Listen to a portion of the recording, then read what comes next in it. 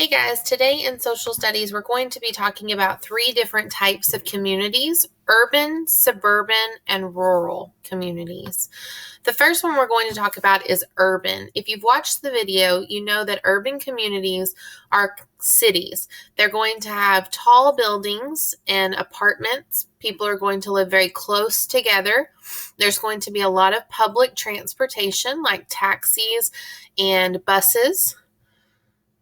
Next, in a suburban community, it's going to be like a small town. So there's going to be a lot of houses, a lot of neighborhoods, and schools.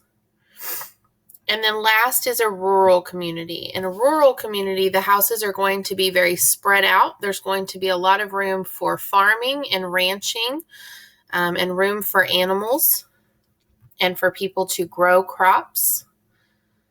So today, after you have watched the video, you're going to come down here and you're going to choose which type of community it's talking about in each scenario. So you're going to choose by clicking on choose, and it will bring up the three options: urban, suburban, or rural.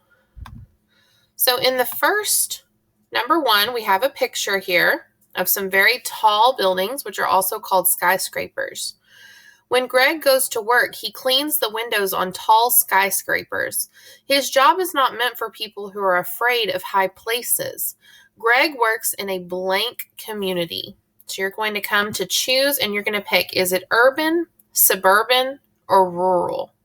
Now, if you need to refer back to the video, you can always go back up and rewatch if you need to. On number two, we have a picture with some silos and some barns. We have lots of cows, lots of green grass. It says Sarah owns a dairy farm. She has 3 dozen cows that she has to feed and care for. Every day she milks the cows and sells the milk to supermarkets all over her state. Sarah works in a blank community. So again, you're going to choose urban, suburban, or rural community.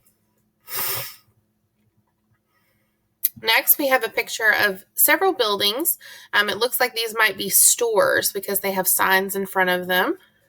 We see a crosswalk right here where people can walk across the street. Jessie is a police officer. She patrols a small town with small shops and one-story houses. She helps keep everyone in town safe and sound. Jessie works in a blank community: urban, suburban, or rural. Number 4, we see pictures of tractors, and we see in the background that there's a lot of green area. Every morning, Derek wakes up and goes to work at a farm equipment dealership. He sells tractors, machines for watering crops, and machines for harvesting crops. Derek works in a blank community: urban, suburban, rural. And then our last one, number 5, we can see a picture of a bus. And in the background, again, we see some shops. Okay. Number 5, many people that live near Brent don't drive cars because the streets are too busy.